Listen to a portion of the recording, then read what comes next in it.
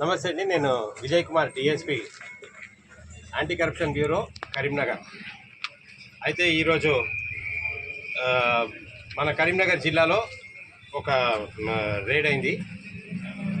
చల్లూరు మండలం, చల్లూరు విలేజ్, వీణవంక మండల్. ఇక్కడ పంచాయతీ సెక్రటరీ గారు గ్రేడ్ 1 శ్రీ కుంభం నాగరాజు గారు, పంచాయతీ సెక్రటరీ. వీరు ఒక కన్స్ట్రక్టెడ్ హౌస్లో హౌస్ నంబర్ ఇవ్వడం కోసము 20,000 డిమాండ్ చేశారు. ఆ డిమాండ్ చేసిన దానికోసము మేము వచ్చి రేట్ చేసాము. దాని మీద 20,000 ప్రింటెడ్ అమౌంట్, రెడ్ హ్యాండెడ్గా 20,000 తీసుకుంటూ మన చేతికి చిక్కారు. వారిని అరెస్ట్ చేసి ఈరోజు జైలుకి రిమాండ్ చేయాలి.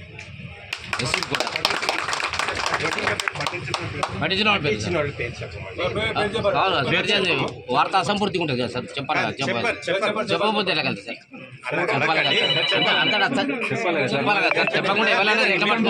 సార్? బ్యూరోని అడగండి.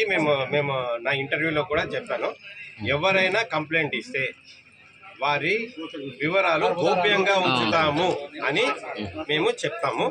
మేము ఎవరి వివరాలు ఇవ్వము, ఎందుకంటే వాళ్ళ సెక్యూరిటీ మాకు ఇంపార్టెంట్. ఓకేనండి.